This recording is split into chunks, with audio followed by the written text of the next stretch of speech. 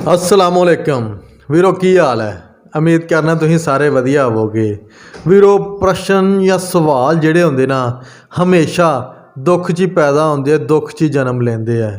सुख दे विच खुशी दे विच ते इंसान कदी भी सवाल नहीं करदा, वो तो बल्कि खुशी दे विच इन्ना क मगन हो जांदा कि रब सोने नूं अल्लाह सोने नूं भी भुला दिंदा वै। अपनी खुशी दे विच ही पै जांदा, अपने मालो दौलत दी हबस दे विच ही पै जांदा ते रब सोने नूं भी भुला दिंदा जिन्हें सारा कुछ उहनूं अता कीता हुंदा वै। ते वीरो जिल्ले उन ते ज़रा जिन्नी भी कोई दुख तकलीफ आउंदी है तो फिर शिकवे शिकायत ते सवाल करना शुरू कर दिंदा, प्रश्न करना शुरू कर दिंदा। इस तरह की अज दी कथा जिहदे विच संत सिंह मस्कीन जी मनुख दे या इंसान दे जिहड़े जदों ते औखा टाइम आउंदा ते उदों प्रश्न शुरू कर दिंदा ते जदों सौखा वेला आउंदा, सौखा टाइम आउंदा उदों रब सोने नूं भुल जांदा वै, अल्लाह पाक दी ज़ात तो गाफिल हो जांदा वै।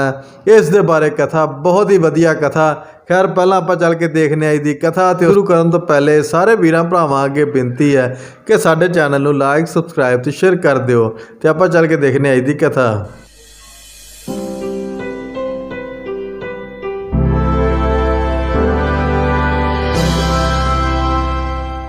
बेचैनी दुख संताप तो निकलता है। जैसे एक दो उदाहरण दे दिया मैं। मनुख बीमार होवे, असाध रोग दे च पिया होवे, हमदर्द लोग बीमार पुरसी लई जांदे ने, पुछण लई जांदे ते बीमार बंदे दा यही कहना हुंदा पता नहीं क्यों बीमार पै गया, है बीमारी मैनू किवें चंबड़ गई है, हुण मैं किवें बीमार हो गया, क्यों बीमार हो गया। एक सवाल है, एक प्रश्न है, हर एक ते करदा है। डॉक्टर ते करदा है, मित्रां ते भी करदा है। पर जदों तंदुरुस्त सी, बिल्कुल ठीक ठाक सी, इसने कदी किसी ते प्रश्न नहीं कीता सी भी पता नहीं मैं क्यों तंदुरुस्त हाँ, मैं क्यों तंदुरुस्त हाँ। तंदुरुस्ती तो सवाल नहीं पैदा होंदा क्यों तंदुरुस्ती सुख है, बीमारी तो सवाल पैदा होंदा है क्यों बीमारी दुख है। सवाल दुख तो पैदा होंदा है। घाटा हो गया, दिवालिया हो गया, बाल बार करजाई हो गया, जिहड़ा कोल धन सी वो सारा चला गया, ते हज़ारां दा देना है आना बंद हो गया, दिवालिया हो गया। हुण जद कोई हमदर्द ਉਹਦੇ सामने हमदर्दी जतांदा है, एक कहंदा पता नहीं किवें मैं दिवालिया हो गया, बड़ी मेहनत मैं करदा सी, बड़ा उद्यम मैं करदा सी, बड़े शौक नाल मैं काम धंधा कर रहा सी, बिजनेस कर रहा सी, पता नहीं क्यों घाटा पै गया, क्यों दिवालिया हो गया, बार बार करजाई हो गया। घाटा पैना एक दुख है ते दुख तो सवाल पैदा होंदा है। लेकिन जब नफ़ा चल रहा सी, इसने भुल के भी कभी किसी को नहीं आख्या सी पता नहीं मैनू क्यों नफ़ा हो रहा है, क्यों नफ़ा हो रहा है। इसने कभी पूछया ही नहीं, किसी को आख्या ही नहीं क्यों। नफ़ा सुख है, सुख तो सवाल नहीं पैदा होंदा, दुख तो सवाल पैदा होंदा। इतने मैं एक दो उदाहरण देते ने। कोई भी जिहड़ा प्रश्न है अगर अंदरों निकले, वाकई मनोरंजन नहीं है, अंदरों सिर्फ पूछण वास्ते ही नहीं पूछया, कईयां दा इवें आउंदा बस एवें ही पुछना। प्रश्न उन्हां दा अपना भी नहीं आउंदा, वो भी किधरे सुना सुनाया हुंदा। जिहदे अंदरों कोई सवाल पैदा होया है, सवाल दुख तो पैदा होंदा है। इस वास्ते भारत विच दुखी बंदे नूं पता की कहंदे ने, इह ते कोई सवाल ही लगदा है, इह ते कोई सवाल ही। धन गुरु नानक देव जी महाराज ने 9 खंड पृथ्वी का भ्रमण किया है। ब्राह्मणा ने सवाल किए ने, हरिद्वार के ब्राह्मणा ने, बनारस के विद्वान पंडितां ने सवाल किए ने, बड़े बड़े राजे महाराजे बादशाह गुरु नानक दे सवाल करते हैं, मक्के दे हाजी गुरु नानक दे सवाल करते हैं, ये सिद्ध भी गुरु नानक ते सवाल करते हैं। गुरु नानक किसी ते सवाल नहीं करते, सवालों का जवाब देंदे हैं। सवालों की पंड गुरु नानक देव जी महाराज सिर ते नहीं चुकी फिरते, जवाब ने उन्होंने को। ਸਵਾਲੀ ਉਹਨਾਂ ਨੂੰ ਮਿਲਦੇ ਨੇ। ਸਵਾਲੀ ਤੋਂ ਮੁਰਾਦ ਦੁਖੀ, ਦੁਖੀ। ਹੁਣ ਇਸ ਨੂੰ ਮੈਂ ਬਹੁਤਾ ਵਿਸਥਾਰ ਨਾਲ ਨਾ ਬਿਆਨ ਕਰਾਂ। ਗੁਰੂ ਗ੍ਰੰਥ ਸਾਹਿਬ ਜੀ ਮਹਾਰਾਜ ਦੀ ਸਾਰੀ ਬਾਣੀ ਮਿਸਰੀ ਹੈ, ਅੰਮ੍ਰਿਤ ਧਾਰਾ ਹੈ। ਇਸ ਬਾਣੀ ਦੇ ਵਿੱਚ ਇੱਕ ਬਾਣੀ ਦਾ ਨਾਮ ਹੈ ਸਿੱਧ ਗੋਸ਼ਟ। ਬਾਣੀਆਂ ਦੇ ਬਕਾਇਦਾ ਨਾਮ ਨੇ, ਜਿਵੇਂ ਪਹਿਲੀ ਬਾਣੀ ਦਾ ਨਾਮ ਹੈ ਜਪ। ਜਪ ਉੱਪਰ ਜੋ ਇੱਕ ਓਂਕਾਰ ਤੋਂ ਗੁਰਪ੍ਰਸਾਦ ਤੱਕ ਲਿਖਿਆ ਹੋਇਆ, ਇਹਦਾ ਜਪ ਨਾਲ ਕੋਈ ਮਤਲਬ ਨਹੀਂ ਹੈ। ਇਹ ਤੇ ਮੰਗਲਾਚਰਨ ਹੈ। ਗੁਰੂ ਗ੍ਰੰਥ ਸਾਹਿਬ ਦਾ ਮੰਗਲਾਚਰਨ ਹੈ, ਜਪ ਦਾ ਮੰਗਲਾਚਰਨ ਹੈ। ਇਹ ਜੋ ਜਪ ਬਾਣੀ ਦਾ ਨਾਮ ਹੈ, ਸਤਿਕਾਰ ਨਾਲ ਅਸੀਂ ਕਹਿ ਦਿੰਦੇ ਹਾਂ ਜਪਜੀ ਸਾਹਿਬ। ਹੁਣ ਤੇ ਗੌੜੀ ਸੁਖਮਨੀ ਮੱਲਾ ਪੰਜਵਾਂ ਲਿਖਿਆ, ਪਰ ਅਸੀਂ ਸਤਿਕਾਰ ਨਾਲ ਕਹਿ ਦਿੰਦੇ ਹਾਂ ਸੁਖਮਨੀ ਸਾਹਿਬ। ਬਾਣੀ ਦਾ ਨਾਮ ਜਪ ਹੈ ਤੇ ਜਪ ਆਰੰਭ ਹੁੰਦਾ ਹੈ ਆਦਿ ਸੱਚ ਜੁਗਾਦ ਸੱਚ ਹੈ ਵੀ ਸੱਚ ਨਾਨਕ ਹੋਸੀ ਵੀ ਸੱਚ। ਇਹ ਸ਼ਲੋਕ ਹੈ।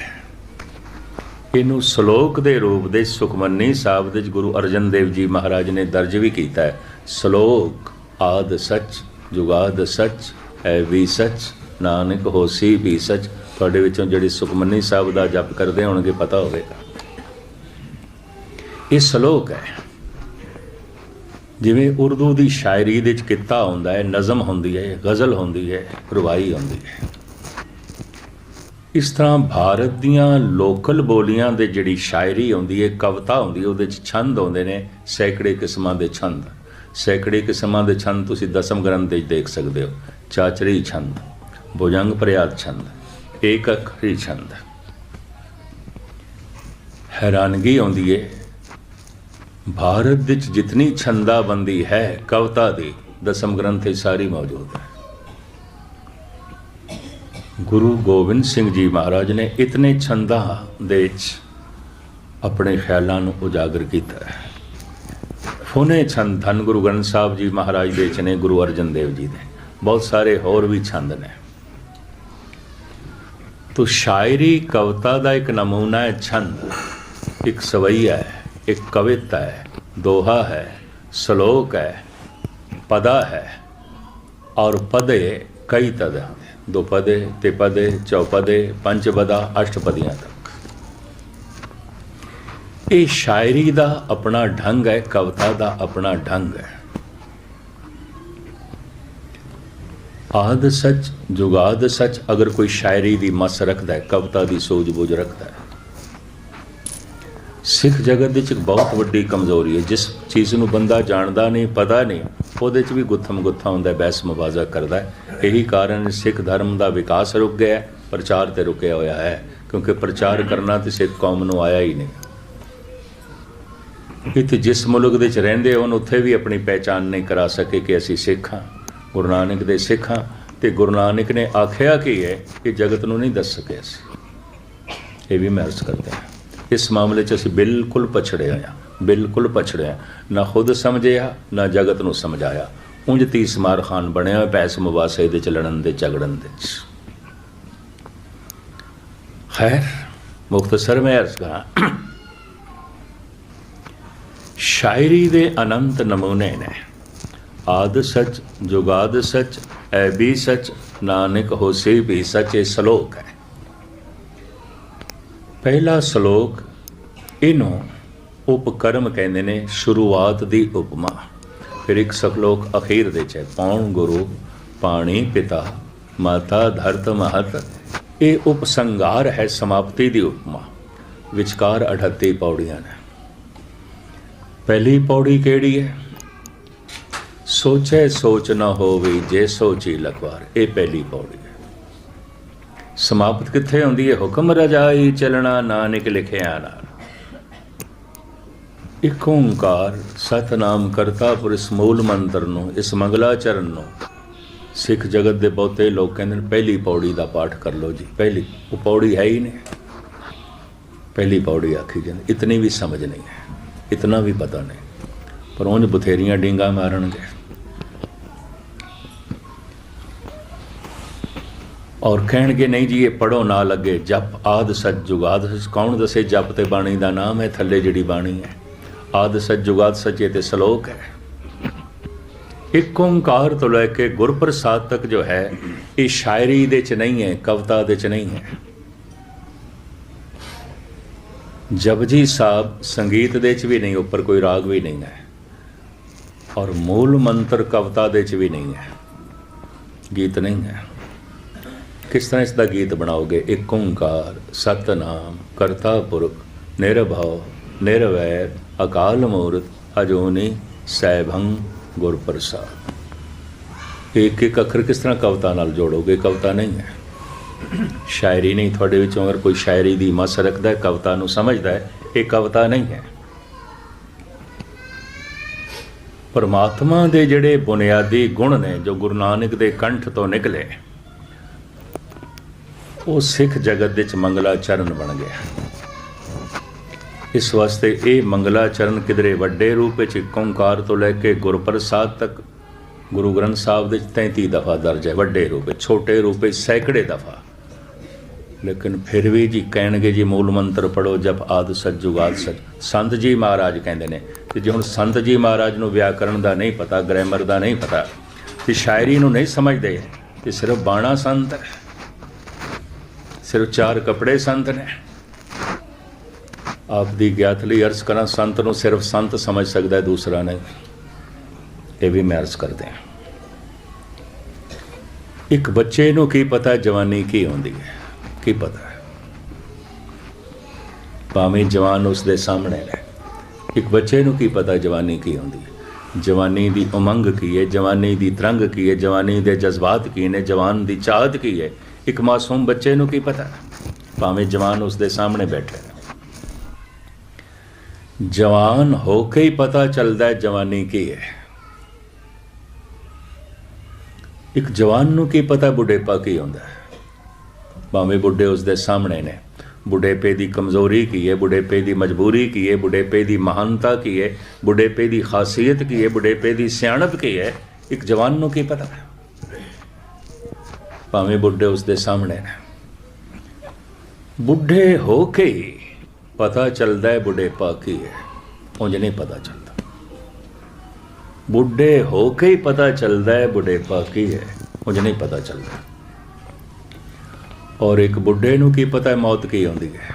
ਭਾਵੇਂ ਸੈਂਕੜੇ ਲਾਸ਼ਾਂ ਉਸਨੇ ਵੇਖੀਆਂ, ਭਾਵੇਂ ਸੈਂਕੜੇ ਦਫਾ ਸ਼ਮਸ਼ਾਨ ਘਾਟ ਦੇ ਵਿੱਚ ਗਿਆ ਹੋਵੇ, ਭਾਵੇਂ ਸੈਂਕੜੇ ਮੁਰਦਿਆਂ ਨੂੰ ਉਸਨੇ ਇਸ਼ਨਾਨ ਕਰਾਇਆ ਹੋਵੇ, ਭਾਵੇਂ ਮੋਢੇ ਤੇ ਉਸਨੇ ਲਾਸ਼ਾਂ ਚੁੱਕੀਆਂ ਹੋਣ, ਇੱਕ ਬੁੱਢੇ ਨੂੰ ਕੀ ਪਤਾ ਮੌਤ ਕੀ ਹੈ?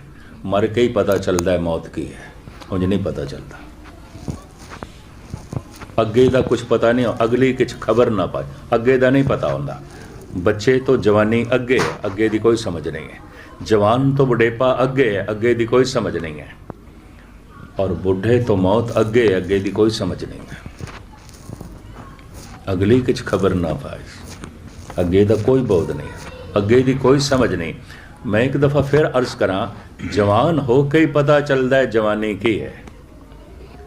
ਬੁੱਢੇ ਹੋ ਕੇ ਹੀ ਪਤਾ ਚੱਲਦਾ ਹੈ ਬੁਢੇਪਾ ਕੀ ਹੈ। ਮਰ ਕੇ ਹੀ ਪਤਾ ਚੱਲਦਾ ਹੈ ਮੌਤ ਕੀ ਹੈ। ਸੰਤ ਹੋ ਕੇ ਹੀ ਪਤਾ ਚੱਲਦਾ ਹੈ ਸੰਤਪਣਾ ਕੀ ਹੈ, ਉਂਝ ਨਹੀਂ, ਉਂਝ ਨਹੀਂ। ਤੇ ਜਦ ਸੰਤ ਹੋ ਕੇ ਹੀ ਪਤਾ ਚੱਲਦਾ ਹੈ ਸੰਤਪਣਾ ਕੀ ਹੈ, ਤਾਂ ਫਿਰ ਸੰਤ ਦੀ ਸੰਤ ਹੀ ਪਹਿਚਾਣ ਕਰ ਸਕਦਾ, ਦੂਸਰਾ ਨਹੀਂ ਕਰ ਸਕਦਾ। ਏ ਵਡ ਊਚਾ ਹੋਵੇ ਕੋਏ, ਤਿਸ ਊਚੇ ਕੋ ਜਾਣੇ ਸੋਏ। ਜਿਤਨਾ ਉੱਚਾ ਕੋਈ ਹੈ ਉਤਨਾ ਹੀ ਉੱਚਾ ਕੋਈ ਹੋਏ ਤਾਂ ਉਸ ਨੂੰ ਸਮਝੇਗਾ, ਵਰਨਾ ਨਹੀਂ। ਉੱਚੇ ਨੂੰ ਉੱਚਾ ਸਮਝੇਗਾ, ਦੂਜਾ ਨਹੀਂ ਸਮਝ ਸਕਦਾ। ਏ ਵਡ ਊਚਾ ਹੋਵੇ ਕੋਏ, ਤਿਸ ਊਚੇ ਕੋ ਜਾਣੇ ਸੋਏ। ਪਰਮਾਤਮਾ ਨੂੰ ਵੀ ਕੌਣ ਸਮਝੇਗਾ? ਜੋ ਪਰਮਾਤਮਾ ਜੈਸਾ ਹੋ ਜਾਏ, ਪਰਮਾਤਮਾ ਜੈਸਾ ਸੁਭਾਅ ਹੋ ਜਾਏ। ਪਰਮਾਤਮਾ ਜੈਸਾ ਸਰੂਪ ਨਹੀਂ, ਸਰੂਪ ਤੇ ਹੋ ਹੀ ਨਹੀਂ ਸਕਦਾ। ਸਰੂਪ ਤੇ ਸਾਰਾ ਬ੍ਰਹਿਮੰਡ ਪਰਮਾਤਮਾ ਦਾ ਸਰੂਪ ਹੈ। ਸਗਲ ਭਵਨ ਕੀ ਮੂਰਤ ਏਕਾ, ਮੁਖ ਤੇ ਰੇ ਟਕਸਾਲਾ। ਗੁਰੂ ਨਾਨਕ ਨੇ ਮੂਰਤੀ ਬਣਾਉਣ ਦੀ ਇਸੇ ਵਾਸਤੇ ਮਨਾਹੀ ਕਰ ਦਿੱਤੀ। ਸਾਰਾ ਬ੍ਰਹਿਮੰਡ ਤੇ ਉਸੇ ਦੀ ਮੂਰਤੀ, ਹੋਰ ਕੀ ਮੂਰਤੀ ਬਣਾਓਗੇ? ਇਸ ਸਾਗਰ ਨੇ ਸੂਰਜ ਹੈ, ਚੰਦਰਮਾ ਹੈ, ਤਾਰੇ ਨੇ, ਜ਼ਮੀਨ ਹੈ, ਆਸਮਾਨ ਹੈ, ਮਨੁੱਖ ਹੈ, ਪਸ਼ੂ ਨੇ, ਪਕਸ਼ੀ ਨੇ, ਸਾਗਰ ਹੈ, ਦਰਿਆ ਹੈ, ਅਨੰਤ ਖੰਡ ਬ੍ਰਹਿਮੰਡ ਨੇ, ਸਾਰੀ ਉਸ ਦੀ ਮੂਰਤੀ ਹੈ। ਸਗਲ ਭਵਨ ਕੀ ਮੂਰਤ ਏਕਾ। ਤੇ ਸਾਰਾ ਬ੍ਰਹਿਮੰਡ ਉਸ ਦੀ ਮੂਰਤੀ। ਕੀ ਮੂਰਤੀ ਬਣਾਓਗੇ? ਉਸਨੇ ਆਪਣੀ ਮੂਰਤੀ ਆਪ ਬਣਾਈ ਹੈ। आप ही ने आप साजियो, आप ही ने रचियो ना। इसे मूर्ति दे वो विराजमान है। चेतना करके, परम प्रकाश करके, परम शक्ति करके व्यापक है। जिवें शरीर साडी मूर्ति इहदे च आत्मा है, इस तरह सारा ब्रह्मंड परमात्मा की मूर्ति है, इहदे चों व्यापक है। कलगीधर पातशाह कहंदे ने हस्ती कीटी त्रिलो आदं एक अखंडत बसे अनादं, हाथी तो लैके कीड़ी तक, जर्रे तो लैके सूरज तक, हे प्रभु तू अखंड रूप दे विराजमान है। अखंड कहंदे ने जो टुकड़ियां टुकड़ियां दे च नहीं है, जो टुकड़े टुकड़े च होवे इहनूं कहंदे ने खंडत। 1 मील तक है, अगे 2 मील नहीं है, फिर अगों 4 मील है, 10 मील नहीं है, इहनूं कहंदे ने खंड खंड खंड खंड। परमात्मा खंड खंड नहीं है, अखंड ज्योति है, एक सार व्यापक है, एक सार व्यापक है। सारा ब्रह्मंड उसे ही परमात्मा दे च, असीं भी परमात्मा दे विच हां, असीं कोई उस तो बाहर नहीं हाँ। मछली किधरे भी होवे पानी च ही होवेगी, पानी तो बाहर नहीं जी सकती। ये सारा ब्रह्मंड किधरे भी है, परमात्मा दे विच है, परमात्मा तो बाहर हो ही नहीं सकता। व्यापक सत्ता और सब कुछ उस दे विच है। ये गल वखरी है। ईरान दे सूफी संत शेख सादी ने कहा है, व्यापक है परमात्मा, फिर भी 2 जगह ते नहीं है, 2 थावां ते नहीं है। तुसी हैरान होवोगे, किहड़ियां 2 थावां ते रब नहीं है, किहड़ी 2 थावां ते परमात्मा नहीं है। इनू शेख सादी इंज बयान करते हैं, मनुख की समझ दे च परमात्मा नहीं है, पशुओं की समझ दे च नहीं है, मनुख की समझ दे च परमात्मा नहीं है, मनुख की याद दे च परमात्मा नहीं है, रोम रोम दे च ओही है, चेते दे च नहीं है, रोम रोम दे च ओही है, समझ दे च नहीं है। 2 जगह ते नहीं है, बाकी व्यापक है। तो जे समझ दे च नहीं है तो फिर नहीं है, नहीं है। ये भी मैं अर्ज करते हैं, चेते दे च नहीं है तो फिर नहीं है। कितने क लोग ने जिन्हां दी समझ दे च है, गुरबाणी दा फैसला जन नानक कोटन में किन्हू गुरमुख होए पछाणा, करोड़ां च कोई एक अद जिहदी समझ दे च है। बाकी मंदिर मस्जिद गुरुद्वारियां दी भीड़ ये जानन दी कोशिश पे करते हैं, उन्होंने पता कुछ भी नहीं है कि कहने दे च मैनूं कोई संकोच नहीं है। महाराज ने करोड़ दे च एक नहीं आख्या, करोड़ां दे च एक बहुवचन है। जन नानक कोटन में किन्हू गुरमुख होए पछाणा, कोई करोड़ां च एक अद है जिन्हों समझ है, बाकियां नूं नहीं है, एवें डींगा मार दे। ते जे करोड़ां दे च कोई एक अद है जिहदी समझ दे च है, तो फिर करोड़ां दे च कोई एक अद है जिहदे चेते दे च है। कोटन में नानक को नारायण जै चीत, करोड़ां च कोई एक अद है नारायण जिहदे चेते दे च है, जिहदी याद दे च है। जो मेरी समझ च नहीं, वो मेरी याद दे च किस तरह हो सकता है? जिन्हों मैं समझिया ही नहीं, जिन्हों मैं जानता ही नहीं, उन्होंने मैं चेते किस तरह कराँगा? कहते हैं सिमरन करो, सिमरन करो। संस्कृत दे च कहते हैं सिमरन करो, पंजाबी च कहते हैं चेता करो, उर्दू च कहते हैं याद करो। बई याद करो, चेते करो, सिमरन करो, किस दा करो? परमात्मा दा करो। जिहदी समझ ही नहीं उन्होंने किवें चेते करोगे, किस तरह करोगे? मैं फिर अर्ज करा, जिहदी समझ ही नहीं मैनू, मैं उसनों याद किस तरह करांगा, किवें करांगा?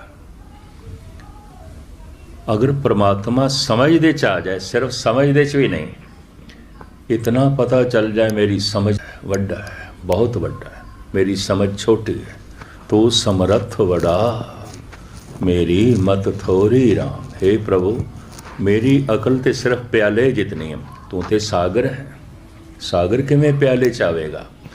जद अकल नूं ये पता चल जाता है, समझ तो ये समझ नूं ये पता चलता है मेरी समझ तो बहुत वड्डा है, समझ प्रभावित हो जाती है, हिरदा याद करन लग पैंदा है। जिस तो मैं प्रभावित नहीं हाँ वो मेरी मंग नहीं है, और जिसनों मैं मंगदा नहीं हाँ मैं उसनों याद भी नहीं करता, और जिसनों मैं याद नहीं कर रहा मेरा शरीर उदी प्राप्ति वास्ते उदम भी नहीं करता, उदम भी नहीं करता। धन की समझ है, ਇਹਦੀ प्राप्ति ਲਈ सारा दिन भज दौड़ कर सकते हैं, सारी रात भी जाग सकते हैं। धर्म की समझ नहीं है, ਇਹਦੇ ਲਈ ਅੰਮ੍ਰਿਤ ਵੇਲੇ ਦਾ 1 ਘੰਟਾ ਵੀ ਨਹੀਂ ਕੱਢ ਸਕਦੇ। ਜੋ ਮੇਰੀ ਸਮਝ ਦੇ 'ਚ ਨਹੀਂ ਤੇ ਸਮਝ ਮੇਰੀ ਪ੍ਰਭਾਵਿਤ ਨਹੀਂ, ਉਹ ਮੇਰੀ ਮੰਗ ਨਹੀਂ ਹੋ ਸਕਦੀ। ਤੇ ਜੋ ਮੇਰੀ ਮੰਗ ਨਹੀਂ ਹੈ ਉਹਨੂੰ ਮੈਂ ਯਾਦ ਕਿਵੇਂ ਕਰਾਂਗਾ? ਤੇ ਜੋ ਮੇਰੀਆਂ ਯਾਦਾਂ ਦੇ 'ਚ ਹੀ ਨਹੀਂ ਹੈ, ਮੇਰਾ ਸਰੀਰ ਕਿਸ ਤਰ੍ਹਾਂ ਉਦਮ ਤੇ ਸੰਘਰਸ਼ ਕਰੇਗਾ, ਭੱਜ ਦੌੜ ਕਰੇਗਾ? ਨਹੀਂ ਕਰਦਾ, ਕਿਸੇ ਦਾ ਵੀ ਨਹੀਂ ਕਰਦਾ। ਗੁਸਤਾਖੀ ਮਾਫ। ਬਥੇਰੀ ਦੁਨੀਆ ਅੰਮ੍ਰਿਤ ਵੇਲੇ ਸੁੱਤੀ ਰਹਿ ਜਾਂਦੀ। ਸੁੰਨੇ ਪਏ ਹੁੰਦੇ ਨੇ ਗੁਰਦੁਆਰੇ, 2 ਬੰਦੇ ਨਹੀਂ ਮਿਲਦੇ। ਇਹ ਵੀ ਮੈਂ ਅਰਜ਼ ਕਰਦੇ ਹਾਂ। ਖੇਡ ਤੇ ਸਾਰੀ ਅੰਮ੍ਰਿਤ ਵੇਲੇ ਦੀ ਹੈ। ਜਿਹੜੀ ਤੁਸੀਂ ਗੁਰਬਾਣੀ ਵਿਚਾਰ ਸੁਣ ਰਹੇ ਹੋ, ਇਸ ਸਮੇਂ ਦੀ ਨਹੀਂ ਹੈ, ਅੰਮ੍ਰਿਤ ਵੇਲੇ ਦੀ ਹੈ। ਜਿਵੇਂ ਮੌਸਮ ਦੇ ਮੁਤਾਬਕ ਬੀਜ ਬੀਜੀਦਾ ਹੈ ਨਾ, ਪਰਮਾਤਮਾ ਦੀ ਵਿਚਾਰ ਅੰਮ੍ਰਿਤ ਵੇਲਾ ਸੱਚ ਨਾਉ ਵਡਿਆਈ ਵਿਚਾਰ।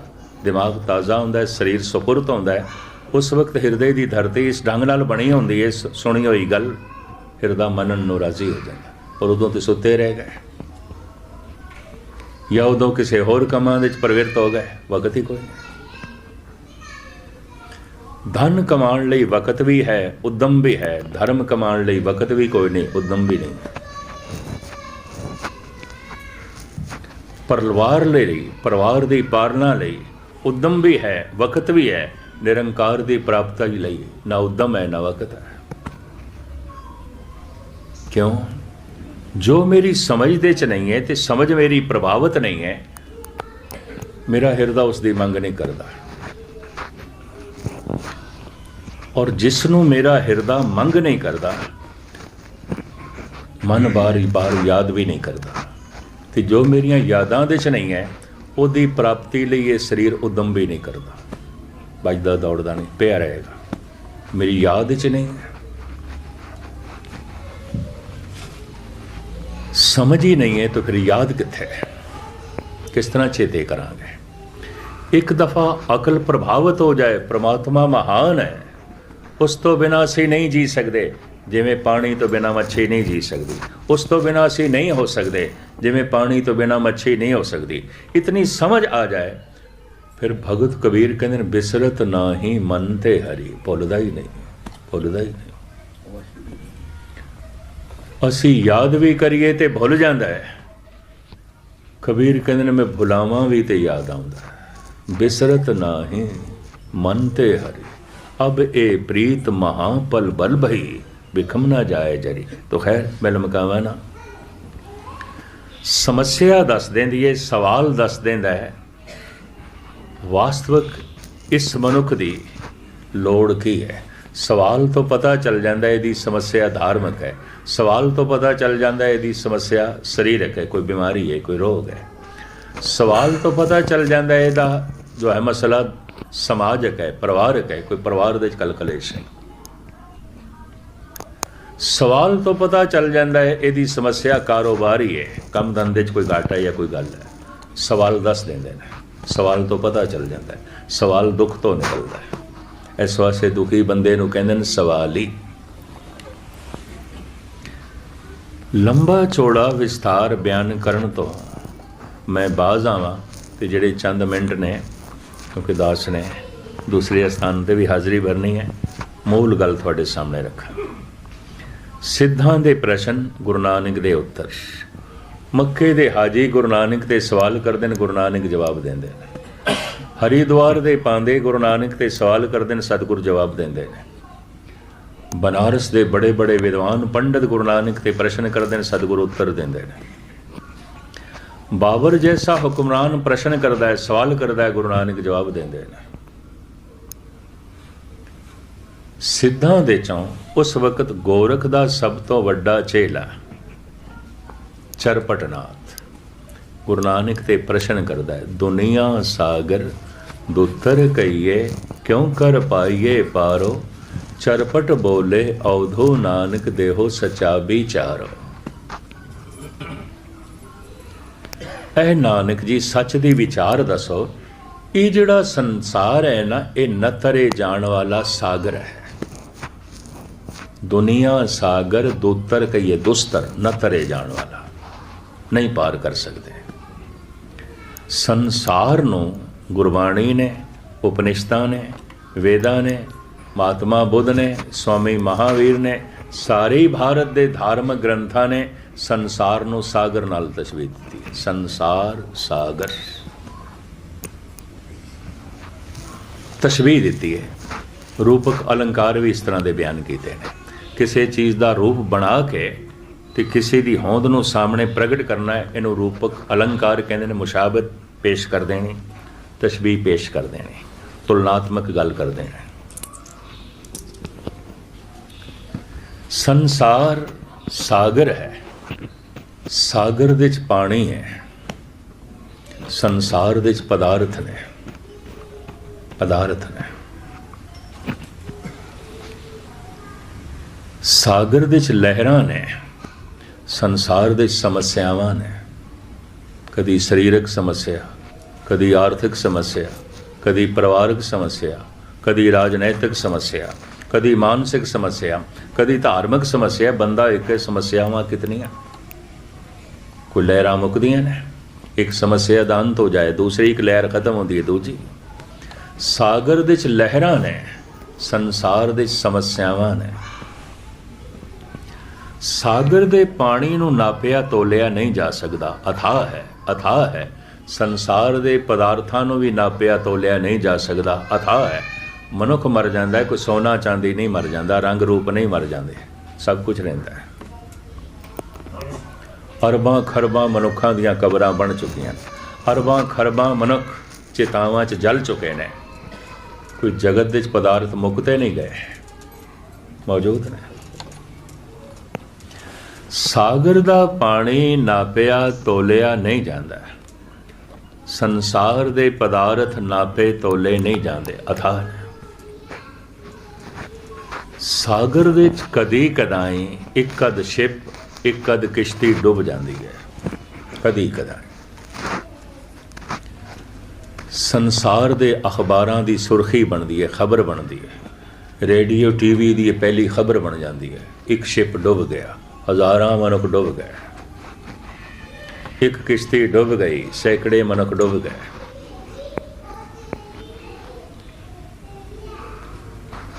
ਖਬਰ ਬਣਦੀ ਹੈ ਡੁੱਬੀ ਹੋਈ ਕਿਸ਼ਤੀ ਦੀ, ਖਬਰ ਬਣਦੀ ਹੈ ਡੁੱਬੇ ਹੋਏ ਜਹਾਜ਼ ਦੀ, ਜੋ ਤੈਰ ਕੇ ਪਾਰ ਹੋ ਗਿਆ ਉਹਦੀ ਨਹੀਂ। ਹਜ਼ਾਰਾਂ ਤੇ ਪਾਰ ਹੋ ਗਏ, ਕੋਈ ਇੱਕ ਅੱਧ ਘਟਨਾ ਘਟਦੀ ਹੈ, ਉਸ ਦਾ ਜ਼ਿਕਰ ਹੁੰਦਾ ਹੈ। ਸਾਗਰ ਦੇ 'ਚ ਕਦੀ ਕਦਾਈ ਕੋਈ ਇੱਕ ਅੱਧ ਸ਼ਿਪ ਡੁੱਬ ਜਾਂਦਾ ਹੈ। ਖਬਰ ਬਣਦੀ ਹੈ, ਸੰਸਾਰ ਦੀ ਸੁਰਖੀ ਬਣਦੀ ਹੈ, ਖਬਰਾਂ ਦੀ, ਅਖਬਾਰਾਂ ਦੀ। ਸਾਗਰ ਦੇ 'ਚ ਕਦੀ ਕਦਾਈ ਕਿਸੇ ਖਿੱਤੇ 'ਚ ਬਹੁਤ ਵੱਡਾ ਤੂਫਾਨ ਆ ਜਾਂਦਾ ਹੈ, ਲੱਖਾਂ ਮਨੁੱਖ ਗਰਕ ਹੋ ਜਾਂਦੇ ਨੇ। ਸ਼ਾਇਦ ਆਪ ਨੂੰ ਪਤਾ ਹੋਵੇ, 3 ਸਾਲ ਪਹਿਲੇ ਭਾਰਤ ਦੇ 'ਚ, ਉੜੀਸਾ ਦੇ 'ਚ, ਬੰਗਾਲ ਦੀ ਖਾੜੀ ਦੇ 'ਚ ਤੂਫਾਨ ਆਇਆ।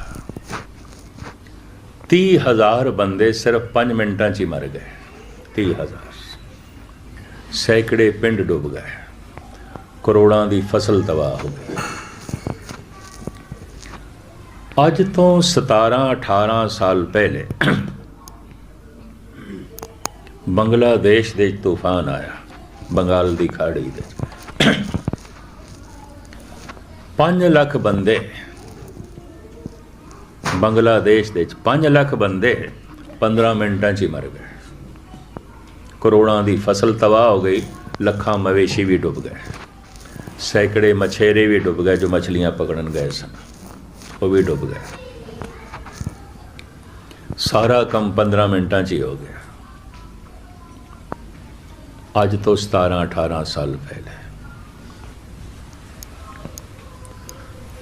ਸੰਸਾਰ ਨੂੰ ਸਾਗਰ ਨਾਲ ਤਸ਼ਬੀਹ ਦਿੱਤੀ ਹੈ।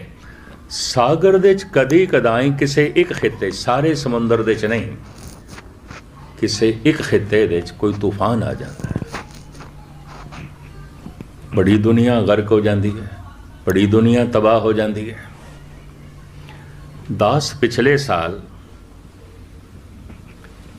ਅਮਰੀਕਾ ਦੇ ਸੂਬੇ ਫਲੋਰੀਡਾ ਦੇ ਸੀ, ਸਮੁੰਦਰ ਦੇ ਤੂਫਾਨ ਆਇਆ, ਨੇੜੇ ਦੇ ਘਰ ਤੇ ਕਰੀਬਨ ਡੁੱਬ ਹੀ ਗਏ ਸਨ, ਗਰਕ ਹੋ ਗਏ ਸਨ। ये गल वखरी है कि तूफान की खबर उन्होंने 2 दिन पहले दी, दुनिया निकल आई। टेलीफोन सिस्टम अमरीका जैसा मुल्क भी 15 दिन बहाल ना कर सके, टुटिया रहा। ये भी मैं अर्ज कर दें, समुंदर दे कदी कदाई किसी खिते दे कोई तूफान आ जाता है, बड़ी तबाही आती है, बर्बादी मचती है। संसार सागर की तरह, सागर दे लहरां ने, संसार दे समस्या है, समस्यावां ने, एक समस्या नहीं बथेरियां ने, पता नहीं बंदे दियां कितनियां कितनियां समस्यावां ने। उहदे जीवना पैंदा, लहरां टकरांदियां ने। सागर दे पानी है, संसार दे पदार्थ ने। सागर दे किसी खिते कदी कदाई कोई तूफान आ जाता है, संसार दे भी कदी कदाई किसी खिते बहुत वड्डी तबाही का जन्म हो जाता है, किधरे भौचाल आ जाते हैं। यह पिछले साल की तो गल है। दास दे नाल 10 रागी जथे सन, सिंह साहब अकाल तख्त के जथेदार साहब भी सन, हैड ग्रंथी भी सन। दिल्ली गुरुद्वारा सीसगंज साहब बंगला साहब के हैड ग्रंथी भी सन, ते 10 रागी जथे भी सन। असी गुजरात के टूर पर निकले सी, पहले भावनगर, फिर जामनगर, फिर गांधी धाम पहुँचे। गांधी धाम तो रस्ते छोटे छोटे कस्बियां दे होंदे हुए असी अहमदाबाद पहुँचे। अहमदाबाद तो सारे रागी जथे प्रचारक जयपुर ਲਈ रवाना होए। 26, 27, 28 जनवरी का प्रोग्राम जयपुर ਦੇ ਸੀ। दास ने 5 रात की ते 26 सवेरे की हाज़री भर के बंबई तो सीधा जयपुर पहुँचना सी। मैं बंबई चला गया। 25 ਨੂੰ ਅਸੀਂ ਨਿਕਲਿਆ, 26 ਨੂੰ ਪਹੁੰਚਾ ਲਾਇਆ। अहमदाबाद ਦੇ ਗੁਰਦੁਆਰੇ ਨੇ ਨਾਲ ਬਹੁਤ ਸਾਰੀਆਂ ਹਾਊਸਿੰਗ ਬੋਰਡ ਦੀਆਂ ਕਲੋਨੀਆਂ ਨੇ ਗੁਰਦੁਆਰੇ ਦੇ ਨਾਲ। ਉਹਦੇ 'ਚ 3 ਫਲੈਟ ਖਰੀਦੇ ਹੋਏ ਨੇ ਆਏ ਗਏ ਵਾਸਤੇ। इतनी गल तो स्पष्ट है कि भारत के करीबन तमाम वड्डे शहरां, छोटे शहरां आए गए लिए पूरा इंतज़ाम है। गुरुद्वारे 4, 5, 6, 7 कमरे बहुत सुंदर बनाए होंदे ने। ते जे किधरे वो हजूर साहब या पटना साहब के रस्ते शहर पैंदे ने तो उत्थे 30, 40, 40 कमरे बनाए ने, क्योंकि बसां बहुत लंघदियां ने, यात्री बहुत लंघदे ने। रिहाइश का मसला मैं अमरीका, कनेडा, इंग्लैंड और यूरोप दे कुछ नहीं देखा। लोगों की इस पासे कभी रुचि नहीं गई। थोड़े घर कोई मेहमान आए उसका सारा इंतजाम, गुरु नानक दे घर मेहमान आया है, प्रबंधकों की कोई सोचनी नहीं, कुछ सोचनी नहीं है। लेकिन भारत दे च सोचनी है। अहमदाबाद दे 3 वड्डे फ्लैट खरीदे गए हैं, उत्थे आए गए ठहरते हैं। तो मेरी आदत गुरुद्वारे ठहरन की, मैं भी ठहरिया सी उत्थे, बाकी जथे भी ठहरे हुए सन। तकरीबन 11-12 कमरे सन, उस सारे सैट सन। 25 ਨੂੰ ਅਸੀਂ निकलिया, 26 ਨੂੰ बिल्डिंग सारी गिर गई। 8 मंजिला बिल्डिंग सी, गिर गई। अहमदाबाद दियाँ खूबसूरत बिल्डिंगां, बहुत उचियां उचियां बिल्डिंगां गिर गई। गांधी धाम करीबन सारा शहर गर्क आब होया, सिर्फ गुरुद्वारा बचिया रहा। उन्होंने दिनों गुरुद्वारे ही लंगर चलता रहा, दुखी लोगों लिए, पीड़ित लोगों लिए। और लंगर चलाने का सारा जिम्मा गुरुद्वारा सीसगंज की कमेटी ने लिया, श्रोमणी कमेटी ने लिया। सेवादार भी गए, ट्रकों के राही राशन पानी भी गया। और गुजरातियों को मनना पिया, जे लंगर ना चलाते एक तो पहुँचाल दे असी मरे हुए, उंज भुखे मर जाना सी। उन्होंने कबूलना पिया, मनना पिया। दिन रात लंगर बनाने दे चो लगे रहे और मुसीबत सदा लोगों को लंगर छकाते रहे। इस तरह अहमदाबाद का गुरुद्वारा बच गया, आले दुआले दी बिल्डिंगां गिर गई, गुरुद्वारा खड़ा है। गुरुद्वारा 5 मंजिला खड़ा है, दराड़ भी नहीं आई, कुछ भी नहीं होया। उस असी जो है प्रोग्राम करते रहे। भूचाल का असर बंबई तक सी। दास 26 तरीक सवेरे 8 ਤੋਂ 9 कथा कर रहा सी उल्हासनगर। इतना ही वड्डा हाल है, खचा घर भरिया होया सी। सिंधी वीर सहीधारी वीरां दा गुरुद्वारा है। संत बाबा थारिया सिंह जी की बरसी मना रहे सन ते स्टेज ते बैठे होया मैं देख के दंग रह गया। 2 वाजे पै सन, आपस में टकराण लग पे ते थले गिर गए। स्टेज तो वाजे अपने आप थले गिर गए ते मैं भी अपना हिलदा होया शरीर देख के सोचे शायद मैनू ब्लड प्रेशर हो गया है, क्योंकि सब कुछ चकरांदा होया दिखाई दे रहे। तो जब सारे उच्ची उच्ची वाहिगुरू वाहिगुरू करन लग पे तो मेरी कथा बंद हो गई। तो पता चले तो भौचाल आ गए। इतनी देर तक मैं भौचाल कभी नहीं देखा। 1 सेकंड 2 सेकंड पर इतना लंबा। ठीक है, तबाही ना हुई, कोई बर्बादी ना हुई, लेकिन भौचाल बड़ा जोरदार सी। गुजरात तबाह हो गया, गांधी धाम तबाह हो गया, भावनगर दे बहुत सारियां बिल्डिंगां गिर गई, जामनगर दे गिर गई, आले दुआले दे सारे पिंड तबाह हो गए। अहमदाबाद दीयां बहुत सारियां उच्चियां बिल्डिंगां गिर गई। तो मुख्तसर मैं अर्ज करा, जिवें समुंदर दे कदी कदाई किसी एक हिस्से तूफान आ जाता है, संसार दे किधरे किसी एक हिते कोई जंग लग जाती है, जिवें हुण अफगानिस्तान दे लग गई कदी कदाई, या किधरे कोई महामारी फैल जाती है, या किधरे कोई भौचाल आ जाता है। संसार सागर की तरह, जे सागर दे तूफान आ जाते हैं, संसार दे भी आ जाते हैं, बड़ियां तबाहियां होंदियां, बड़ियां बर्बादियां। सागर दे कदी कदाई कोई एक अद शिप डुब जाता है, एक अद बेड़ी डुब जाती है, खबर बनती है संसार की, सुर्खी बनती है। एक शिप डुब गया, एक बेड़ी डुब गई सागर दे। संसार दे कदी कदाई कोई एक अद जिंदगी की बेड़ी पार हो जाती है, भाव सागर तो पार हो जाती है, संसार सागर तो पार हो जाती। कोई कबीर, कोई नामदेव, कोई फरीद, कोई बैणी, कोई त्रिलोचन, कोई भाई गुरदास, कोई बाबा दीप सिंह, संसार सागर तो पार हो जाते हैं। इन्हां दी भी खबर बनती है, इतिहास बनता है। सागर दे डुबण वालियां दी खबर बनती है। संसार सागर दे जो कोई तैर जाते हैं, क्योंकि कद तैर जाते हैं, करोड़ां ते डुबदे हैं। हम दे कांत हैं डुबे वाले। डुबे दी पहचान की है? ये मनुख डुब गया संसार दे, पहचान की है? उहदा नितनेम डुब गया होवेगा, उहदी रहत बैत डुब गई होवेगी, उहदी सिखी भी डुब गई होवेगी, उहदा अमृत वेला डुब गया होवेगा, गुरु दे ककार डुब गए होणगे, बाणी का जप डुब गया होवेगा, सिमरन डुब गया होवेगा, नहीं होवेगा, उहदे डुब गया पदार्थां दे विच। पानी दे विच डुब जांदी है बेड़ी, जहाज, पदार्थां दे डुब जाती है जिंदगी की बेड़ी, मनुख डुब जाता है। घर दे धन बहुता आना शुरू हो गया, हिरदे च धर्म निकलना शुरू हो गया। घर दे पदार्थ आवने शुरू हो गए, बहुत सारे घरों गुटके भी निकल गए, रहत बैत भी निकल गए। होर दुनियावी पदार्थ बथेरे आन लग पे। हुण गुरु की मोर केसां नूं भी सिर ते रखना औखा हो गया, ककार रखने भी औखे हो गए, डुब गए थे। डुबे देख सकते हो तुसीं, अमृत वेला डुब गया। गुरु नानक देव जी महाराज कहते हम दे खां तैं डुबे हले, मैं तो देखदा दुनिया डुबी पई है।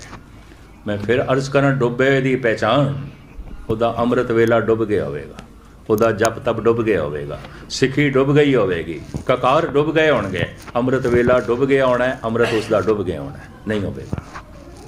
ये डुबे की पहचान है।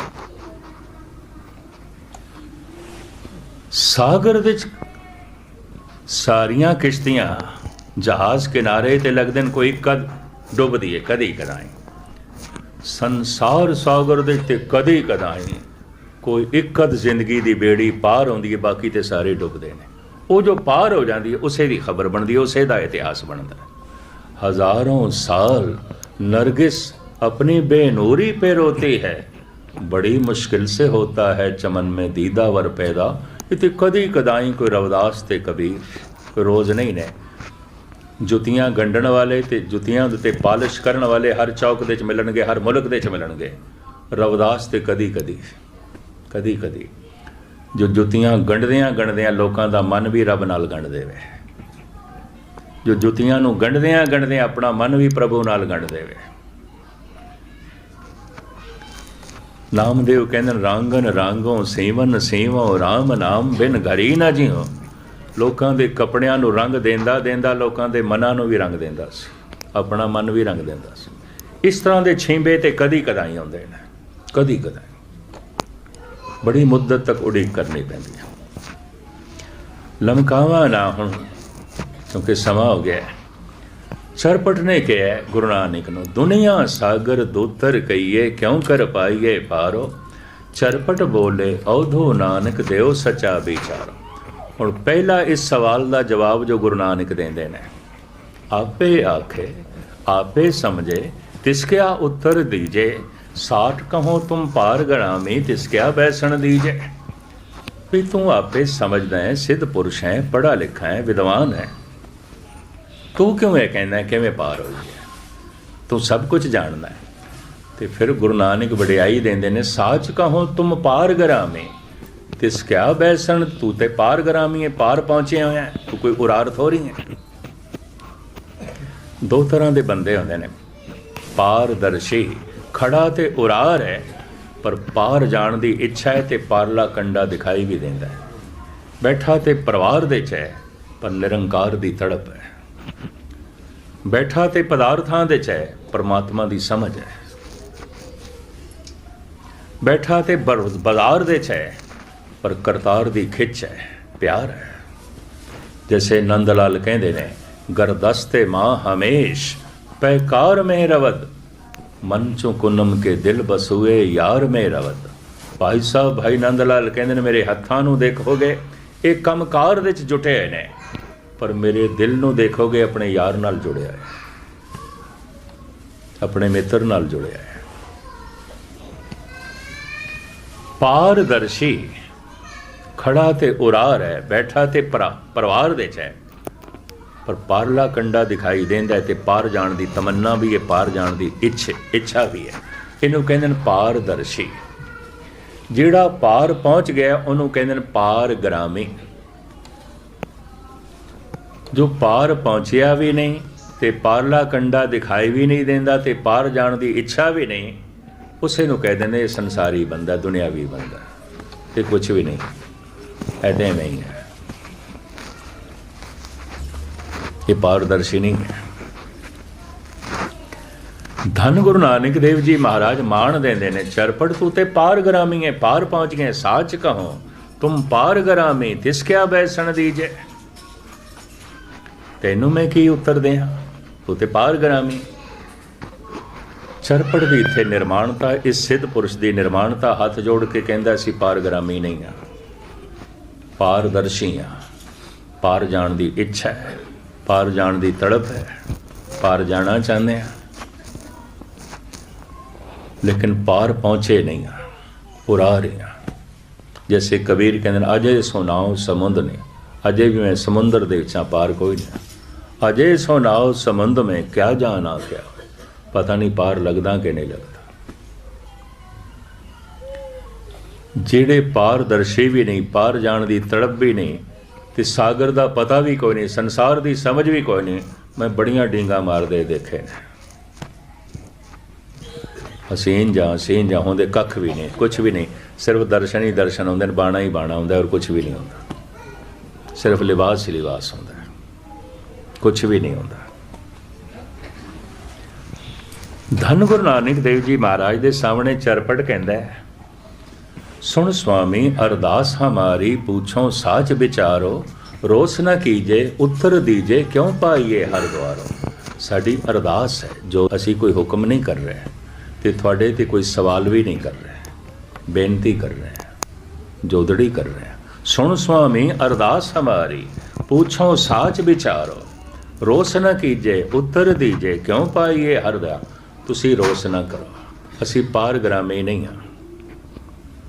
ਸਾਨੂੰ ਉੱਤਰ ਦਿਓ, ਸਾਨੂੰ ਜਵਾਬ ਦਿਓ, ਇਸ ਭਉ ਸਾਗਰ ਤੋਂ ਕਿਵੇਂ ਪਾਰ ਹੋਈਏ, ਹਰੀ ਦਾ ਦੁਆਰ ਕਿਵੇਂ ਪ੍ਰਾਪਤ ਹੋਵੇ, ਹਰੀ ਦਾ ਦਰ ਕਿਵੇਂ ਪ੍ਰਾਪਤ ਹੋਵੇ। ਹੁਣ ਗੁਰੂ ਨਾਨਕ ਜੋ ਸਮਝਾਉਂਦੇ ਨੇ, ਖੇਡ ਤੇ ਬੜੀ ਲੰਬੀ ਹੈ, ਪਰ 1 ਮਿੰਟ ਮੈਂ ਅਰਥ ਕਰਕੇ ਸਮਾਪਤੀ ਕਰਦੇ ਹਾਂ। ਗੁਰੂ ਨਾਨਕ ਨੇ ਜੋ ਜਵਾਬ ਦਿੱਤਾ ਹੈ, ਪੁਰਾਣੀਆਂ ਜਿਹੜੀਆਂ ਤਸਵੀਰਾਂ ਕਿਸੇ ਜ਼ਮਾਨੇ ਜੋ ਬਣੀਆਂ ਸਨ ਗੁਰੂ ਨਾਨਕ ਦੇਵ ਜੀ ਮਹਾਰਾਜ ਦੀਆਂ, ਉਸ ਵਕਤ ਦੇ ਕਿਸੇ ਮੁਸਲਮਾਨ ਮੁਸੱਵਰ ਨੇ ਬਣਾਈਆਂ ਸਨ। ਗੁਰੂ ਨਾਨਕ ਦੇ ਸਮੇਂ ਗੁਰੂ ਗੋਬਿੰਦ ਸਿੰਘ ਜੀ ਮਹਾਰਾਜ ਦੇ ਵਕਤ ਵੀ ਇੱਕ ਫੈਜ਼ੀ ਕਰਕੇ ਚਿੱਤਰਕਾਰ ਸੀ, ਉਸਨੇ ਬਣਾਈਆਂ ਸਨ। ਉਹ ਤਸਵੀਰਾਂ ਹਜ਼ੂਰ ਸਾਹਿਬ ਤੇ ਪਟਨਾ ਸਾਹਿਬ ਤਖਤ ਤੇ ਪਈਆਂ ਨੇ। ਬਾਕੀ ਸਭ ਤਸਵੀਰਾਂ ਕੋਈ ਸੋਭਾ ਸਿੰਘ ਦੀ ਕਲਪਨਾ ਹੈ, ਕੋਈ ਕਿਸੇ ਹੋਰ ਦੀ ਕਲਪਨਾ ਹੈ, ਕਿਸੇ ਹੋਰ ਦੀ ਕਲਪਨਾ ਹੈ। ਅਸਲੀ ਤਸਵੀਰ ਉਸ ਸਮੇਂ ਦੀ ਜੋ ਉਸ ਮੁਸਲਮਾਨ ਚਿੱਤਰਕਾਰ ਨੇ ਬਣਾਈ ਸੀ, ਉਹ ਪਟਨਾ ਸਾਹਿਬ ਹੈ, ਸਾਹਮਣੇ ਪਈ ਹੈ। ਹਜ਼ੂਰ ਸਾਹਿਬ ਹੈ, ਸਾਹਮਣੇ ਪਈ ਹੈ। ਇਸ ਤਰ੍ਹਾਂ ਗੁਰੂ ਨਾਨਕ ਦੇਵ ਜੀ ਬੜਾ ਮਧਰਾ ਸਰੀਰ ਹੈ। ਗੁਰੂ ਨਾਨਕ ਦੇਵ ਜੀ ਉੱਚੇ ਕੱਦ ਦੇ ਵੀ ਨਹੀਂ, ਮਧਰੇ ਸਰੀਰ ਦੇ ਨੇ, ਪਤਲਾ ਦੁਬਲਾ ਸਰੀਰ ਹੈ, ਵਿੰਗੀ ਟੇਢੀ ਪੱਗ ਸੰਭਾਲ ਬੰਨ ਲੈਂਦੇ ਨੇ, ਤਹਿਮਤ ਬੰਨੀ ਹੋਈ ਲੰਬਾ ਚੋਲਾ। ਹੁਣ ਤਾਂ ਬੜਾ ਕੁਝ ਦਿਖਾਉਂਦੇ, ਇੰਨਾ ਭਾਰੀ ਭਰਕਮ ਸਰੀਰ ਸੋਭਾ ਸਿੰਘ ਨੇ ਦਿਖਾਇਆ। ਉਸ ਵਕਤ ਮੈਨੂੰ ਚੰਗੀ ਤਰ੍ਹਾਂ ਯਾਦ ਹੈ, ਸਿੰਘ ਸਾਹਿਬ ਗਿਆਨੀ ਚੇਤ ਸਿੰਘ ਜੀ ਹੈਡ ਗ੍ਰੰਥੀ, ਸਾਬਕਾ ਹੈਡ ਗ੍ਰੰਥੀ, ਹੁਣ ਤੇ ਗੁਜ਼ਰ ਗਏ, ਸ੍ਰੀ ਦਰਬਾਰ ਸਾਹਿਬ। ਉਹ ਸੋਭਾ ਸਿੰਘ ਤੇ ਔਖੇ ਹੋਏ, ਤੂੰ ਇਹ ਕੀ ਇਹ ਭਾਵ ਪਹਿਲਵਾਨਾਂ ਦੀ ਤਰ੍ਹਾਂ ਗੁਰੂ ਨਾਨਕ ਦਾ ਸਿਰ ਬਣਾ, ਪੜ੍ਹਤੇ ਸਹੀ ਗੁਰਪ੍ਰਤਾਪ ਸੂਰਜ ਦੇ 'ਚ ਕੀ ਲਿਖਿਆ ਹੈ, ਦੇਖਤੇ ਸਹੀ ਪੁਰਾਣੀ ਚਿਤਰਾਵਲੀ, ਐਵੇਂ ਕਲਪਨਾ ਤੇ ਠੀਕ ਕਰੋ ਕੁਛ। ਖੈਰ ਇਹ ਤੇ ਐਵੇਂ ਵਿਚਕਾਰ ਗੱਲ ਆ ਗਈ। ਉਹ ਜਿਹੜੀਆਂ ਪੁਰਾਣੀਆਂ ਤਸਵੀਰਾਂ ਆਉਂਦੀਆਂ ਸਨ, ਉਸ ਦੇ ਥੱਲੇ ਜਵਾਬ ਲਿਖਿਆ ਹੁੰਦਾ ਸੀ, ਗੁਰੂ ਨਾਨਕ ਦਾ ਇਹ ਸ਼ਬਦ ਲਿਖਿਆ ਹੁੰਦਾ ਸੀ ਜੋ ਸਿੱਧਾਂ ਨੂੰ ਜਵਾਬ ਦਿੱਤਾ ਸੀ। ਸਾਗਰ ਤੋਂ ਕਿਵੇਂ ਪਾਰ ਹੋਈ। ਹੁਣ ਗੁਰੂ ਨਾਨਕ ਸਮਝਾਉਂਦੇ ਨੇ, ਜੈਸੇ ਜਲ ਮੇ ਕਮਲ ਨਿਰਾਲਮ ਮੁਰਗਾ ਈ ਨੇ ਸਾਣੇ, ਸ਼ਬਦ ਸੁਰਤ ਭਉ ਸਾਗਰ ਤਰੀਏ ਨਾਨਕ ਨਾਮ ਵਖਾਣੇ, ਰਹੇ ਇਕਾਂਤ ਏਕੋ ਮਨ ਵਸਿਆ ਆਸਾ ਮਾਏ ਨਿਰਾਸੋ, ਅਗਮ ਅਗੋਚਰ ਦੇਖ ਦਿਖਾਏ ਨਾਨਕ ਤਾਂ ਕਾ ਦਾਸੋ।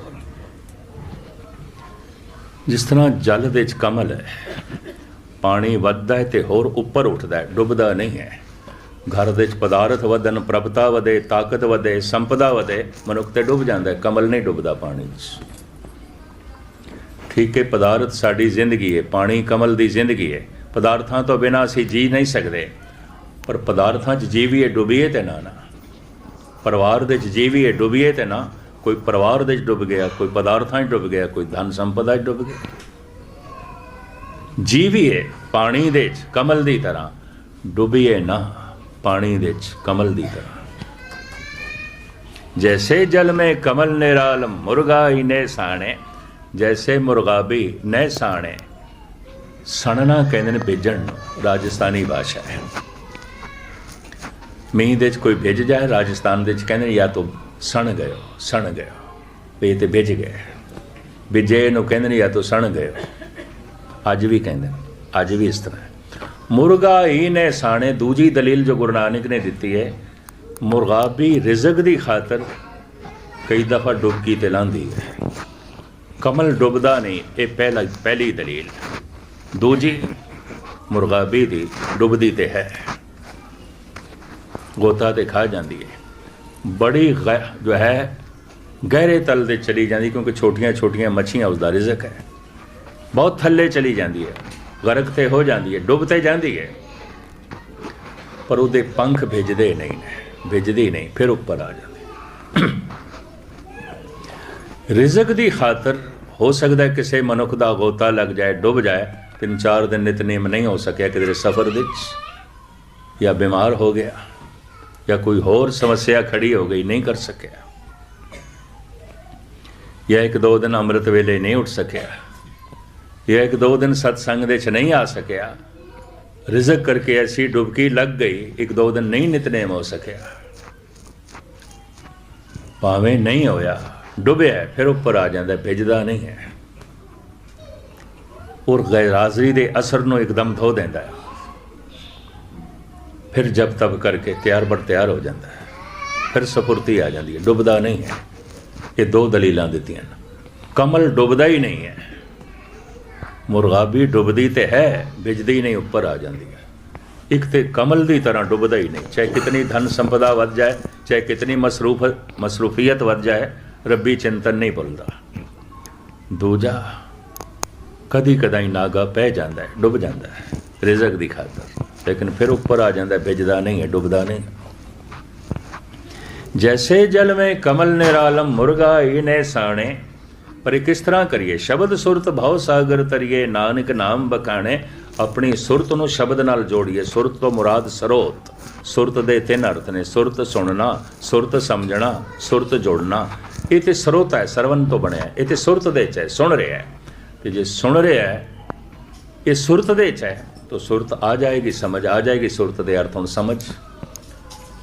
ये तो सुरत दे च है, सुन रहा है। सुरत सुनना, सुरत समझना।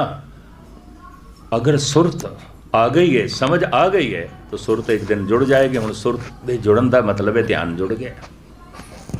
सुरत सुनना, सुरत समझना, सुरत जुड़ना।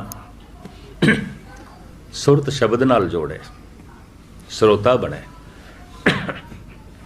जबान गायन कर रही होंदी है, जपजी साहब मन ते सुनदा ही नहीं, ਸਰੋਤਾ बनदा ही नहीं। सुखमनी साहब पढ़ रहे हैं, मन तो सुनता ही नहीं।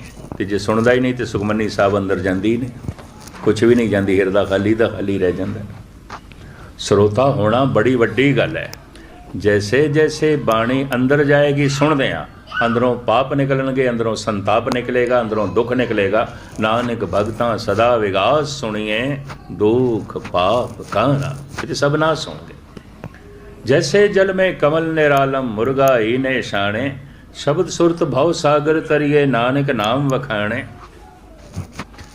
पर एक किवें करिए? इतनियां इच्छावां ने, आसावां ने, समस्यावां ने। ये चरपड़ दा प्रश्न है, किवें करिए? रहे एकांते कोमन वसिया, आसा माए निरासो, अगम अगोचर देख दिखाए, नानक ताका दासो।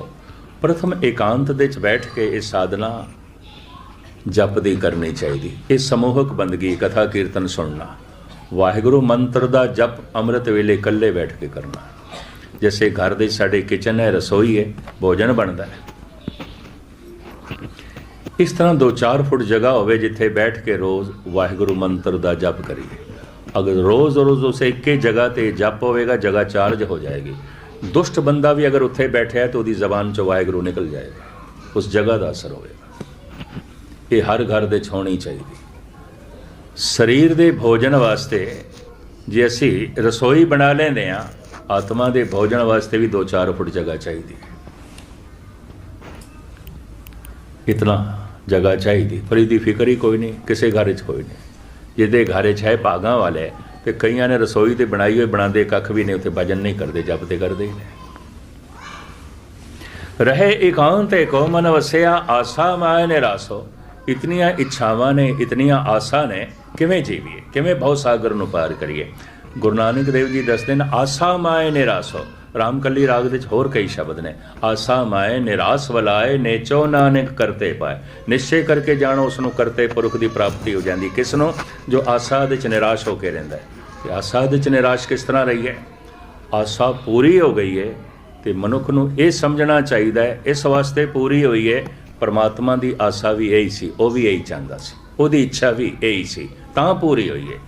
मेरी इच्छा इस करके पूरी हुई है कि परमात्मा की इच्छा भी यही सी, तां पूरी हुई है।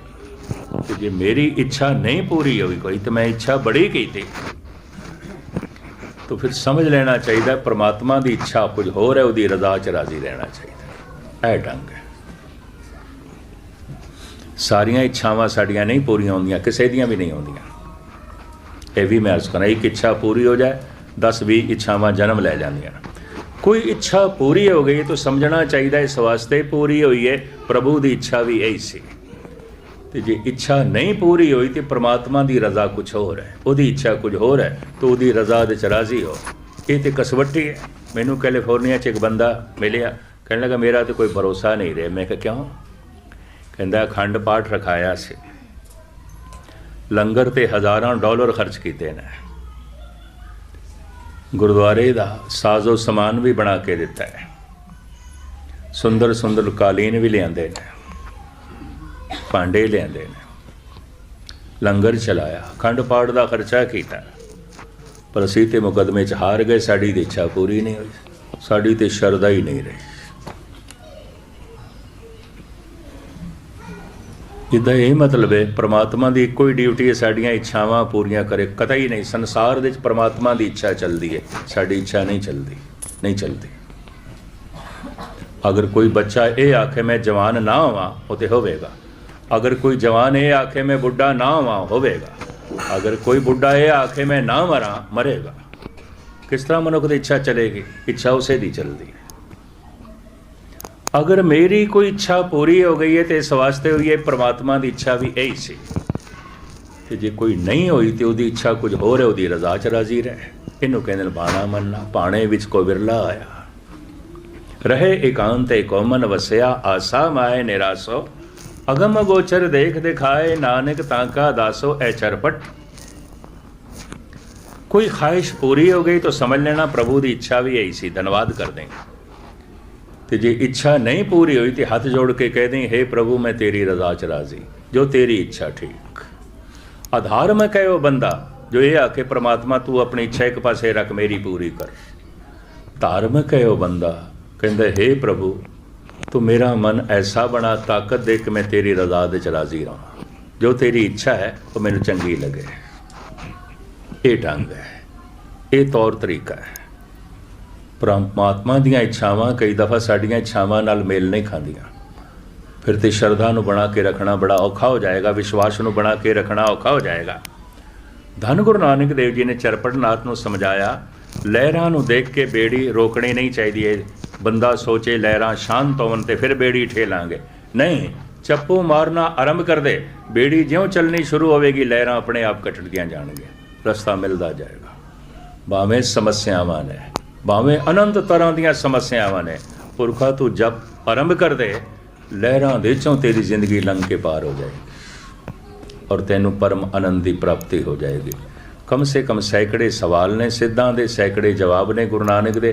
अगम्मी बाणी है, फिर कदी नदी नाव संजोगी मेले होए ते सतगुर दी इस महान कला नूं, कलात्मक बाणी नूं ਤੁਹਾਡੇ ਸਾਹਮਣੇ ਖੋਲਣ ਦੀ ਨਿਮਾਣੀ ਕੋਸ਼ਿਸ਼ ਕਰਾਂਗੇ। ਇਤਨਾ ਹੀ ਸਮਾਂ ਸੀ ਵੀਰੋ। ਅੱਜ ਦੀ ਕਥਾ ਦੇ ਵਿੱਚ ਸੰਤ ਸਿੰਘ ਮਸਕੀਨ ਜੀ ਨੇ ਬਹੁਤ ਹੀ ਵਧੀਆ, ਬਹੁਤ ਅੱਛੇ ਤਰੀਕੇ ਦੇ ਨਾਲ ਹਰ ਚੀਜ਼ ਬੜੀ ਵਜ਼ਾਹਤ ਦੇ ਨਾਲ ਸਮਝਾ ਦਿੱਤੀ ਕਿ ਇਨਸਾਨ ਮਨੁੱਖ ਕਿਸ ਕਦਰ ਨਾਲ ਸ਼ੁਕਰਾਵਾ ਕਿ ਜਦੋਂ ਉਹਨੂੰ ਰੱਬ ਸੋਹਣਾ, ਅੱਲਾ ਸੋਹਣਾ ਖੁਸ਼ੀਆਂ ਦਿੰਦਾ, ਉਹਨੂੰ ਮਾਲੋ ਦੌਲਤ ਦਿੰਦਾ, ਉਹਨੂੰ ਔਲਾਦ ਦੇ ਨਾਲ ਨਵਾਜ਼ਦਾ ਤੇ ਉਦੋਂ ਉਹ ਬੜਾ ਖੁਸ਼ ਹੁੰਦਾ।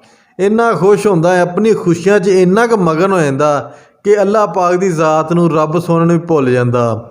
ਉਸ ਸੋਹਣੇ ਰੱਬ ਨੂੰ ਜਿਨ੍ਹੇ ਇਹਨੂੰ ਇਹ ਸਾਰੀਆਂ ਖੁਸ਼ੀਆਂ ਦਿੱਤੀਆਂ, ਤੇ ਜਦੋਂ ਉਹਦੇ ਉੱਤੇ ਜ਼ਰਾ ਜਿੰਨਾ ਅੱਲਾਹ ਸੋਹਣਾ ਉਹਦੀ ਅਜ਼ਮਾਇਸ਼ ਕਰਦਾ, ਥੋੜ੍ਹਾ ਜਿਹਾ ਵੀ ਦੁੱਖ ਉਹਨੂੰ ਦਿੰਦਾ ਨਾ, ਤੇ ਉਦੋਂ ਨਾਲ ਹੀ ਉਹ ਪ੍ਰਸ਼ਨ ਕਰਨਾ ਸ਼ੁਰੂ ਕਰ ਦਿੰਦਾ, ਸਵਾਲ ਜਵਾਬ ਸ਼ੁਰੂ ਕਰ ਦਿੰਦਾ ਕਿ ਅੱਲਾਹ ਸੋਹਣਿਆ ਮੈਂ ਹੀ ਕਿਉਂ, ਦੁਨੀਆ ਉੱਤੇ ਮੈਂ ਹੀ ਰਹਿ ਗਿਆ ਜਿਹਦੇ ਵਾਸਤੇ ਸਾਰੇ ਦੁੱਖ ਤਕਲੀਫਾਂ ਮੈਂ, ਮੇਰੇ ਦੁੱਖ ਤਕਲੀਫਾਂ ਕਦੋਂ ਖਤਮ ਹੋਣਗੀਆਂ। ਉਹਦੇ ਮਨ ਦੇ ਵਿੱਚ ਤਰ੍ਹਾਂ ਤਰ੍ਹਾਂ ਦੇ ਪ੍ਰਸ਼ਨ, ਤਰ੍ਹਾਂ ਤਰ੍ਹਾਂ ਦੇ ਸਵਾਲ ਜਨਮ ਲੈਣ ਲੱਗ ਪੈਂਦੇ ਹੈ। ਤੇ ਉਦੋਂ ਮਨੁੱਖ ਨੂੰ ਕੀ ਹੁੰਦਾ, ਜਦੋਂ ਅੱਲਾਹ ਪਾਕ ਦੀ ਜ਼ਾਤ ਰੱਬ ਸੋਹਣਾ ਉਹਨੂੰ ਖੁਸ਼ੀਆਂ ਨਾਲ ਨਵਾਜ਼ਦਾ, ਉਦੋਂ ਗਾਫਲ ਕਿਉਂ ਹੋ ਜਾਂਦਾ, ਉਦੋਂ ਕਿਉਂ ਭੁੱਲ ਜਾਂਦਾ। ਵੀਰੋ ਇਨਸਾਨ ਦੀ ਨੇਚਰ ਹੈ, ਇਨਸਾਨ ਬਣਾਇਆ ਹੀ ਇੰਝ ਦਾ ਵਾ ਕਿ ਜਦੋਂ ਉਹਨੂੰ ਖੁਸ਼ੀ ਮਿਲਦੀ ਹੈ ਫਿਰ ਉਹ ਆਪਣੀ ਖੁਸ਼ੀ 'ਚ ਇੰਨਾ ਮਗਨ ਹੋ ਜਾਂਦਾ, ਕਹਿੰਦਾ ਇਹ ਸਭ ਕੁਛ ਮੇਰੇ ਬਦੌਲਤ ਹੈ, ਮੇਰੀ ਮਿਹਨਤ ਦੇ ਬਦੌਲਤ ਹੈ। ਅੱਜ ਮੈਨੂੰ ਇਹ ਕਾਮਯਾਬੀ ਅਗਰ ਮਿਲੀ ਹੈ ਤਾਂ ਮੇਰੀ ਮਿਹਨਤ ਦੀ ਵਜ੍ਹਾ ਨਾਲ ਮਿਲੀ ਹੈ। ਇਸ ਚੀਜ਼ ਨੂੰ ਭੁੱਲ ਜਾਂਦਾ ਕਿ ਇਹ ਕਾਮਯਾਬੀ ਤੈਨੂੰ ਤੇਰੀ ਮਿਹਨਤ ਦੀ ਵਜ੍ਹਾ ਨਾਲ ਨਹੀਂ ਖਾਲੀ ਮਿਲੀ, ਇਹ ਅੱਲਾ ਦੀ ਰਹਿਮਤ ਹੋਈ ਤੇਰੇ ਉੱਤੇ, ਰੱਬ ਸੋਹਣੇ ਦਾ ਕਰਮ ਹੋਇਆ ਵੈ, ਤਦ ਕਰਕੇ ਤੈਨੂੰ ਇਹ ਸਾਰੀਆਂ ਕਾਮਯਾਬੀਆਂ ਮਿਲੀਆਂ, ਤੈਨੂੰ ਇੰਨੀ ਮਾਲੋ ਦੌਲਤ ਮਿਲੀ, ਇੰਨੀਆਂ ਖੁਸ਼ੀਆਂ ਮਿਲੀਆਂ। ਲੇਕਿਨ ਇਨਸਾਨ ਉਦੋਂ ਭੁੱਲ ਜਾਂਦਾ ਖੁਸ਼ੀ ਦੇ ਵਿੱਚ, ਤੇ ਫਿਰ ਬੜਾ ਗਰੂਰ ਤਕੱਬਰ ਉਹਦੇ ਅੰਦਰ ਆ ਜਾਂਦਾ। ਉਹ ਕਹਿੰਦਾ ਸਭ ਕੁਝ ਜੋ ਵੀ ਹੈ ਮੈਂ ਹੀ ਕੀਤਾ ਤੇ ਮੈਂ ਹੀ ਇਹਦਾ ਹੱਕਦਾਰ ਹਾਂ। ਤੇ ਵੀਰੋ ਜਦੋਂ ਰੱਬ ਸੋਹਣਾ, ਅੱਲਾ ਸੋਹਣਾ ਉਹਦੇ ਕੋਲ ਸਭ ਕੁਝ ਖੋਹ ਲੈਂਦਾ, ਫਿਰ ਪ੍ਰਸ਼ਨ ਤੇ ਸਵਾਲ ਤੇ ਫਿਰ ਤੋਬਾ ਕਰਦਾ ਵੈ। ਇਸ ਕਰਕੇ ਵੀਰੋ ਸਾਨੂੰ ਸਾਰਿਆਂ ਨੂੰ ਚਾਹੀਦਾ ਕਿ ਜਦੋਂ ਰੱਬ ਸੋਹਣਾ ਸਾਨੂੰ ਖੁਸ਼ੀ ਦੇਵੇ, ਮਾਲੋ ਦੌਲਤ ਨਵਾਜ਼ੇ, ਤੇ ਸਾਨੂੰ ਗਰੂਰ ਤਕੱਬਰ 'ਚ ਨਹੀਂ ਹੋਣਾ ਚਾਹੀਦਾ ਵੀਰੋ। ਤਦ ਵੀ ਖੁਸ਼ੀ ਦੇ ਵਿੱਚ ਵੀ ਅੱਲਾ ਸੋਹਣੇ ਦਾ ਇੰਨਾ ਕੁ ਸ਼ੁਕਰ ਅਦਾ ਕਰੋ ਕਿ ਰੱਬ ਸੋਹਣਾ ਤੁਹਾਡੇ ਤੋਂ ਰਾਜ਼ੀ ਹੋ ਜਾਏ। ਆਜਜ਼ੀ 'ਚ ਰਵੋ, ਗਰੂਰ ਤਕੱਬਰ ਕਦੀ ਵੀ ਨਾ ਆਪਣੇ ਅੰਦਰ ਲਿਆਓ ਵੀਰੋ। ਕਿਉਂਕਿ ਜਿਹੜਾ ਗਰੂਰ ਤਕੱਬਰ ਹੈ ਨਾ, ਇਹ ਇਨਸਾਨ ਨੂੰ ਤਬਾਹ ਕਰ ਦਿੰਦਾ ਵੀਰੋ। ਤੇ ਦੂਸਰਾ ਵੀਰੋ, ਕੋਸ਼ਿਸ਼ ਕਰੋ ਕਿ ਇਨਸਾਨੀਅਤ ਦਾ ਭਲਾ ਕਰੋ। ਜਦੋਂ ਤੁਸੀਂ ਇਨਸਾਨੀਅਤ ਦਾ ਭਲਾ ਕਰੋਗੇ ਨਾ, ਉਹ ਸੋਹਣੇ ਰੱਬ ਦੇ ਦਿੱਤੇ ਹੋਏ ਮਾਲ 'ਚੋਂ ਤੁਸੀਂ ਦੂਸਰਿਆਂ ਉੱਤੇ ਖਰਚ ਕਰੋਗੇ ਨਾ, ਤੇ ਤੁਹਾਡੀ ਖੁਸ਼ੀ ਹੋਰ ਵਧੇਗੀ ਤੇ ਤੁਹਾਨੂੰ ਰੱਬ ਸੋਹਣਾ ਹੋਰ ਖੁਸ਼ੀਆਂ ਨਾਲ ਨਵਾਜ਼ੇਗਾ। ਬਾਕੀ ਵੀਰੋ, ਕਥਾ ਮੈਨੂੰ ਤਾਂ ਬਹੁਤ ਵਧੀਆ ਲੱਗੀ ਹੈ। ਤੁਹਾਡਾ ਇਸ ਬਾਰੇ ਕੀ ਖਿਆਲ ਹੈ? ਕਮੈਂਟਸ ਕਰਕੇ ਆਪਣੀ ਰਾਏ ਦਾ ਇਜ਼ਹਾਰ ਲਾਜ਼ਮੀ ਕਰਿਓ। ਆਪਣਾ ਰੱਖਿਓ ਢੇਰ ਸਾਰਾ ਖਿਆਲ। ਰੱਬ ਰਾਖਾ।